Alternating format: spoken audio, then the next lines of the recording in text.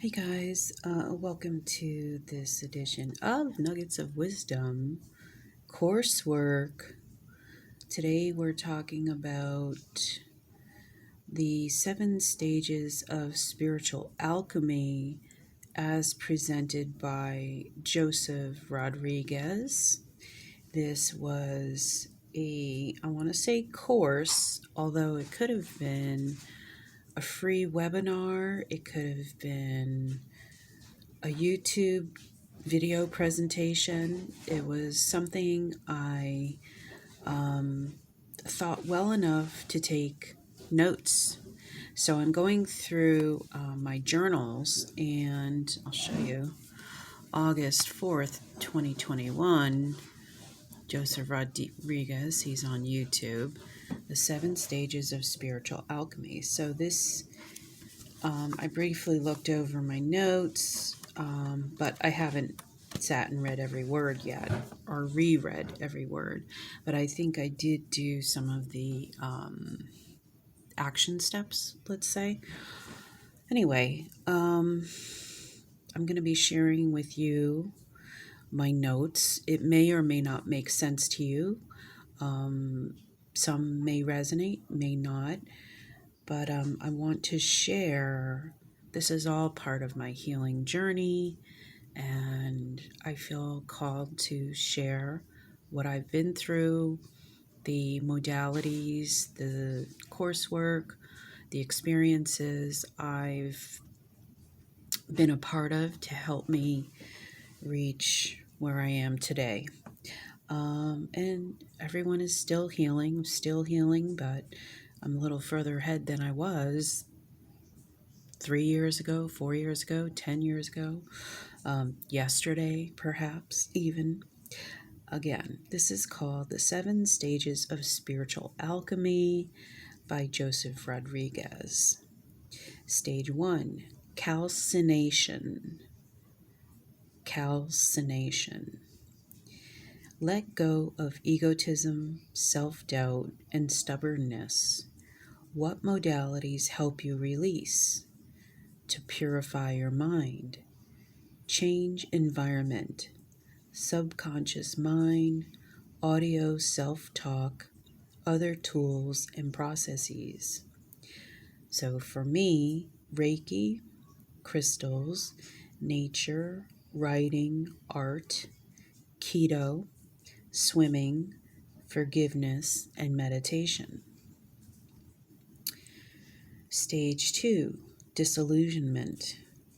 Lack of responsibility, avoiding traumatizing experiences or memories from the past. Fight or flight. What is buried in our unconscious mind? Revision, taking responsibility.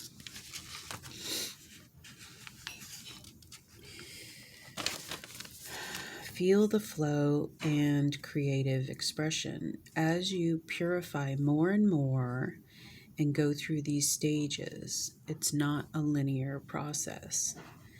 Commit to something and see it to completion. For me, my vision of me at my ideal oceanfront beach home with large bedroom, with balcony overlooking the ocean, and art and writing studio.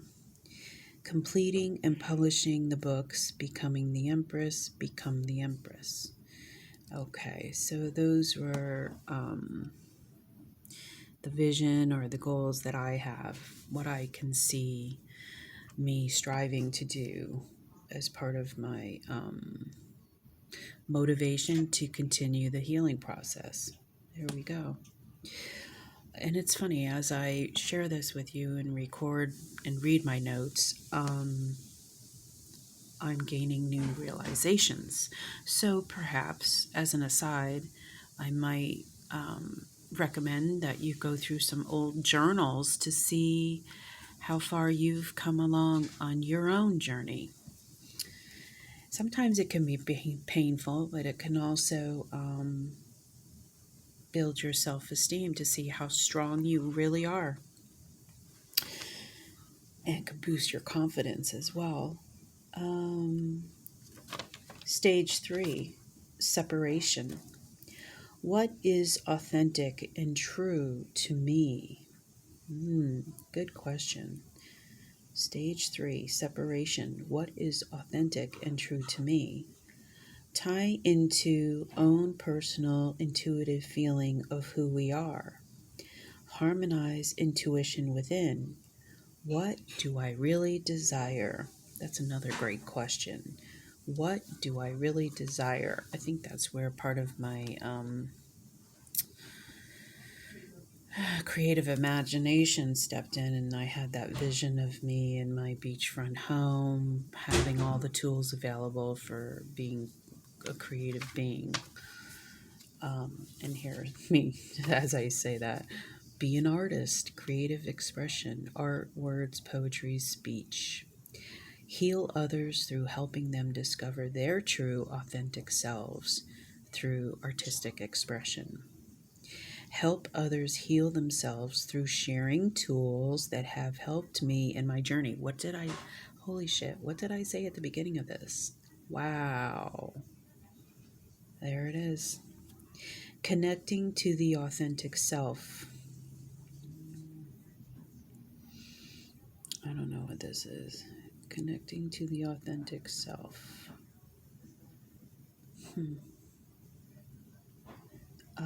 Connecting through creative expression, not competition. Mind. Okay.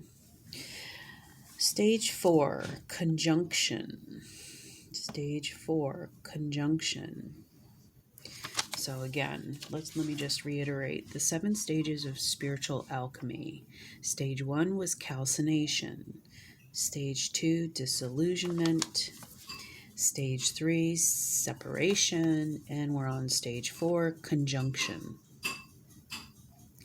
Accept and integrate the parts of your authentic self. Discover things we desire, aspects of ourselves that we may have been shameful about. Our fears. We make peace with these areas and begin to integrate them into our being. So I want to say things we desire, aspects of ourselves that we may have been shamed about. So I've always, even as a child, very interested in art, took art class in high school. I think the teacher criticized me or said I wasn't good or something like that, and then I gave up art. So that's me at 17, and I didn't pick up my tools again until I was around 50 years old. So all those years I carried shame and wound of not being good enough as respects art. So that was big for me. So it's time we make peace with these areas and begin to integrate them into our being. Self-acceptance. I think a way that I resolved not being good enough artist was understanding that art is creative self-expression, but it also is how God expresses through us. And all art is quote unquote good and authentic and true. And quote unquote mistakes are, well, not only are they necessary, but they are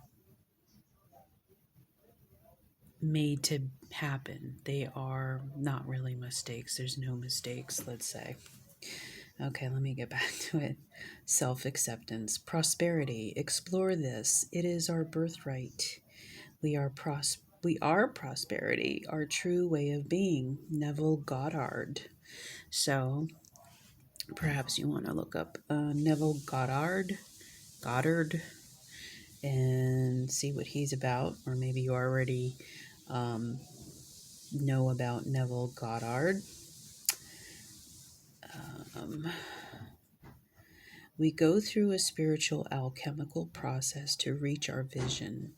We marry our thoughts and intuitive feelings and merge them as one. Wow, I love that.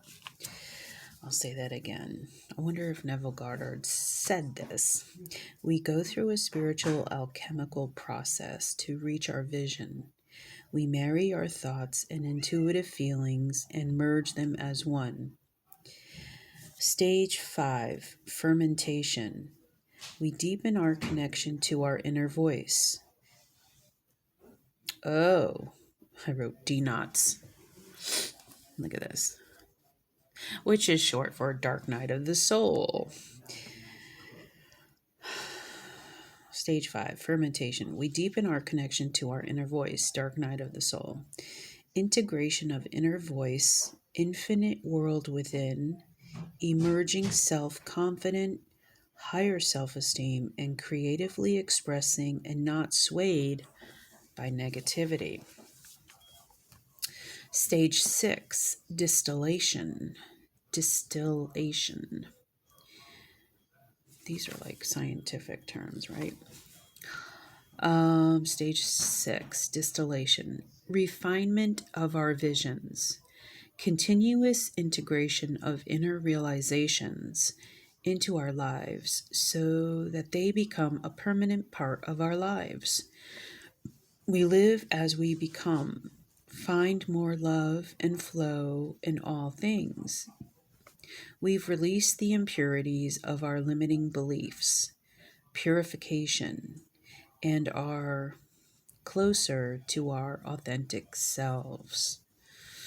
A shedding away, I want to say. Stage 7, coagulation. Sounds something bloody. 7, coagulation. Becoming one with the divine. We realize inner and outer worlds are not different. They are reflections of one another. We see everything as one. We embrace complexity, polarity, and are able to see all as one. Yeah. Stages, definitely. We decide what we want and we commit to it and make it happen. So I feel like this is where I am, and I've been almost stuck at this for a while. I've had certain goals for years because I could look back on my journals, which I've been doing, and my vision boards and such, and I've had the same goals carry over from year to year. So I'm working on committing to it and making it happen. And I'm going to be 60 this year, so I don't know why that number is pivotal, but I guess I've been trained to look at certain numbers as pivotal. So for me, I'm going to share my goals. Write and publish books, establish HEAL, a center for creative expression to help everyone ascend to love, become, quote unquote, an artist, draw, paint whatever I want, however I want, without fear of criticism. Oh, geez, see, I was talking about my wound from my high school art teacher, and there it comes up. Wow. Help and inspire others to transform their lives, heal and become who they are or are always meant to be, a joyous, loving extension of God, the Creator. Artist, writer, healer, truth, authenticity, unconditional love. I feel like as we go through our healing process, we almost come up with our own mission statement. And artist, writer, healer, truth, authenticity, unconditional love have been some of the mainstay descriptors or phrases that I've adopted in my journey. So there has to be something to do with it, right? Neville Goddard. I wish I could I'd say it correctly. Neville Goddard. Goddard.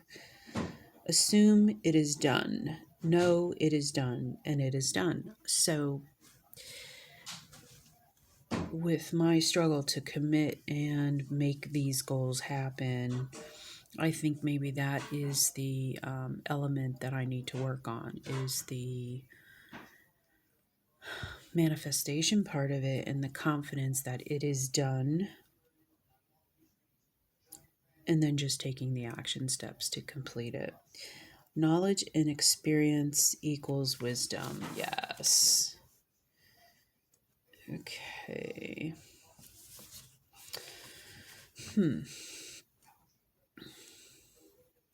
Okay. This is all a part of the course. Okay. So my vision, I'm going to share this. August 4th, 2021. Inspiration to stay committed to my vision. Look at I just talked about my struggle to commit to things. Flow state. Behaviors, thoughts, capabilities, actions, everything becomes more flow based and in alignment, more so each day in relation to my vision. So, slowly taking the steps and building up towards the accomplishment of your vision. I don't want to say completion because then that means it ends, but you can attain your vision, I guess. The commitment to my vision is enhanced, strengthened, and achieved by the journey itself of going through the 7 stages of spiritual alchemy. As I proceed and progress along my path to purification, the realization of my visions and goals are propelled through states of flow. So perhaps I needed more states of flow. Okay, I'll take a sip. Affirmation. Each day I realize more of who I am. The purity of my mind, body, and soul reveals my authentic true self. I embrace and use my intuition and inner knowing to reach my goals, vision, and destiny. I am grateful for realizing the flow of love in all things. I integrate my inner and outer worlds to alchemize a greater connection to the divine. Ooh, I love that affirmation. I'm going to have to make a short of that one and share it. I think that's a beautiful affirmation. Okay. So I wonder if this part is because I have something called Realizations on August 9th after taking this course. I'm going to share this, but I'm going to leave out the people's names. Okay. So I don't know if this is going to, what you'll get out of this, but this might be a part of, after going through this course, part of the work that I did.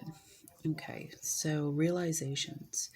Last week, I met with my friends and gathered epiphanies about myself, my gifts, talents, purpose, reason for being, and value I bring to others. Here is a short synopsis.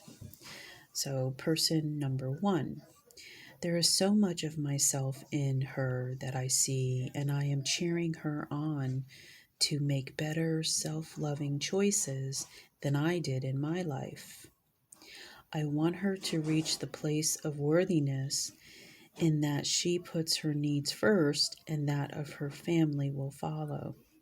She is beautiful, intelligent, talented, quick, and capable of living her wildest dreams.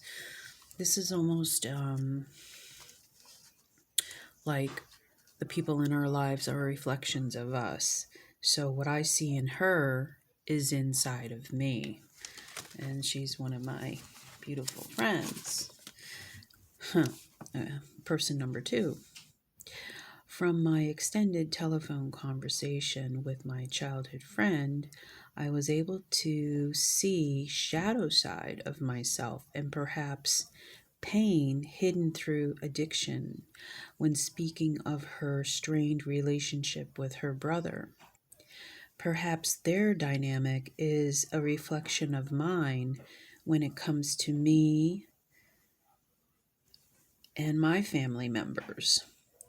The arrogance and judgment I feel by my family members, the lack of compassion, the snootiness and snobbery, the reluctance to be vulnerable and truthful, the lack of empathy for people, and the source of others' pain covered by addiction. I cried for